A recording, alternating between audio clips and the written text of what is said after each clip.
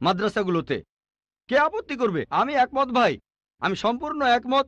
কে বলছে যে স্বচ্ছতা থাকবে না? শুধু স্বচ্ছতায় নয়, আমি চাই অমুসলিম ছাত্রছাত্রীরা মাদ্রাসায় লেখাপড়া করুক।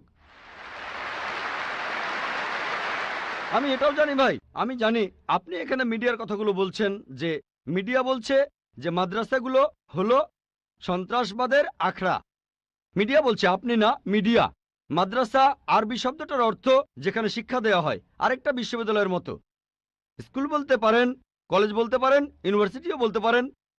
তবে মিডিয়া মাদ্রাসাগুলোকে এমনভাবে তুলে ধরে, যদি কোনো মাদ্রাসায় যান আপনি সন্ত্রাসী হয়ে যাবেন। মিডিয়া বলে আপনি না।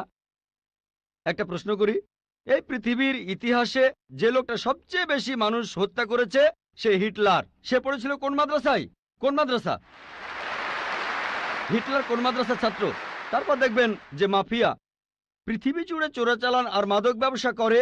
যদি একটা জরিপ করেন এইসব স্মাগলারদের, সেই সব লোকদের যারা জেলে যায়, যদি জরিপ করেন তাদের কতজন মাদ্রাসায় পড়েছে? কতজন? খুব কম থাকতে পারে, খুব কম। বেশিরভাগই ভার্সিটিতে পড়েছে। কোন ভার্সিটি? আধুনিক ভার্সিটি, স্কুল, কলেজ। তাহলে কি বলবেন স্কুল বন্ধ করে দাও? এটা কি বলবো যে আজ থেকে স্কুল কলেজ বন্ধ, বিএ পড়া বন্ধ, বিকম বন্ধ, বিএসসি বন্ধ? না, কারণ আমি তো স্কুলে পড়াশোনা করেছি। স্কুলে শেখানো হয় না যে ডাকাতি করবেন, চোরাচালানি করবেন, দেশের বিরুদ্ধে যুদ্ধ করবেন। এই লোকগুলো স্কুলে পড়াশোনা করেছে, কিন্তু তারা স্কুলগুলোর কুলাঙ্গার। আর হিটলারও হয়তো আধুনিক শিক্ষা পেয়েছিল, আমি নিশ্চিত তার স্কুল তাকে শেখায়নি যে তুমি 60 লক্ষ ইহুদিকে হত্যা করো। তাহলে বুঝতে পারছেন এরা কুলাঙ্গার। তবে সামগ্রিকভাবে দেখবেন যে এই দেশে প্রতি বছর হাজার হাজার ছাত্র মাদ্রাসা থেকে পাশ করে, নাদবা থেকে, দেওবন্দ থেকে হাজার হাজার ছাত্র। আপনি কি বলবেন এরা সবাই মানুষ মারছে? মোটেই তা নয়। মিডিয়া ব্যাপারটা এভাবে তুলে ধরছে। এখন দেখবেন সরকার মাদ্রাসাগুলোতে যাবে। গত বছর বা তার আগের বছর সরকার নাদবা মাদ্রাসায় গিয়েছিল। তারা মাদ্রাসায় গিয়ে একটা সার্চ ওয়ারেন্ট বের করলো, চেক করবে। কি চেক করবে?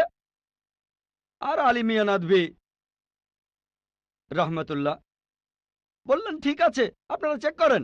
তারা সেখানে কিছুই পায়নি। এখন হঠাৎ করে একদিন লাখে একবার, হাজার বারের মধ্যে একবার, কোটি বারের মধ্যে একবার হতে পারে সে মাদ্রাসা থেকে পাশ করার পরে কেউ বিপথে চলে গেছে। তার মানে এই না মাদ্রাসা সন্ত্রাস শেখায়। বরং দেখবেন যে সেই সব লোক যারা স্কুল থেকে পাশ করার পরে আধুনিক শিক্ষা ব্যবস্থায় কলেজে পড়ে, ইউনিভার্সিটিতে পড়ে, যেখান থেকে সার্টিফিকেট পায় বিএ, বিকম, ইঞ্জিনিয়ার, ডাক্তার, এরাই তুলনামূলকভাবে বেশি অন্যায় অপরাধ করে থাকে। আপনি যদি স্বচ্ছতার কথা বলেন, আমিও একমত। কোনো মাদ্রাসায় কথা বলবে না যে আপনারা এখানে চেক করবেন না। আমাদের মাদ্রাসাগুলো উন্মুক্ত, আমাদের স্কুলে আমরা শেখাই মাশাআল্লাহ বিভিন্ন ধর্মের উপর শিক্ষা দেই। আমার ছাত্ররা আমার স্কুলের, তারা সাধারণ হিন্দুদের চাইতে হিন্দু ধর্ম সম্পর্কে বেশি জানে, খ্রিস্টান ধর্ম সম্পর্কে বেশি জানে সাধারণ খ্রিস্টানদের চাইতে, ইসলাম ধর্ম সম্পর্কে বেশি জানে সাধারণ মুসলিমদের চাইতে।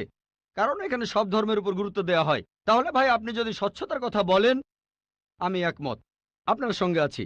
এ কথা আপনাকে কেউ বলবে না, আমাদের পরীক্ষা করতে পারবেন না।